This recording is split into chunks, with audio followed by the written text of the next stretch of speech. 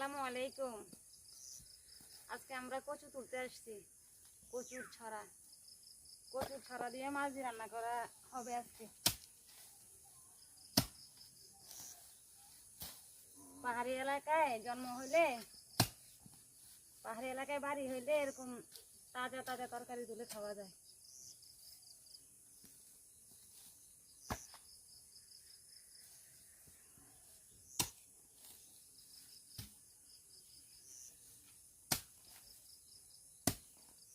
যাদের বাড়ি গ্রামে তারা অবশ্যই কমেন্ট করে যাবেন।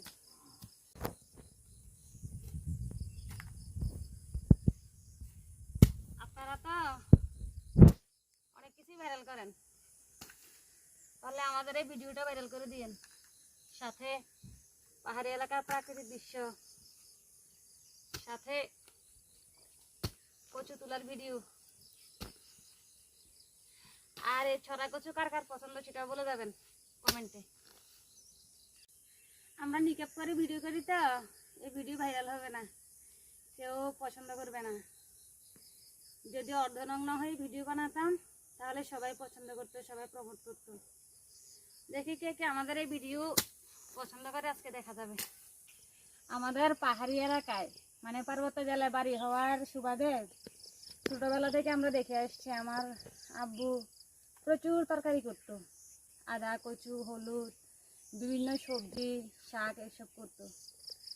তো ছোটোবেলা থেকে আমরা আমার আব্বুর সাথে অনেক স্ট্রাগল করছি। তো সেটা বলি আর কি, পাহাড়ের কম বেশ সব মেয়েরাই এসব স্ট্রাগলের সাথে জড়িত, পরিচিত। কিন্তু একটা সময় পর আব্বুও বৃদ্ধ হয়ে গেছে, বয়স বেড়ে গেছে, শরীরে জোর কমে গেছে। এখন তেমন তরকারি করা হয় না, আগের মতো আমাদেরও কষ্ট করতে হয় না। কিন্তু একসময় আমরাও করছি, কিন্তু এখন করা হয়, তবে নিজেরা খাওয়ার জন্য টুকিটাকি করা হয়। যেমন আদা, কচু, হলুদ সব কিছুই করা হয়, আগের মতো আর করা হয় না, এই আর কি। এই জন্যই হয়তো আমরা ভিডিও করতে পারি না।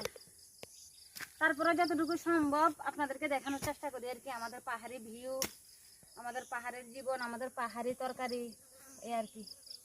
যদি ভালো লাগে তাহলে অবশ্যই কমেন্ট করবেন, শেয়ার করবেন, লাইক করবেন, এই আর কি। আমাদের কচু তোলা শেষ, এখন এই কচুর ছড়াগুলা ভাঙতে হবে। ভেঙে মুড়াগুলা রেখে দিয়ে ছড়াগুলা নিয়ে যাবো আর কি।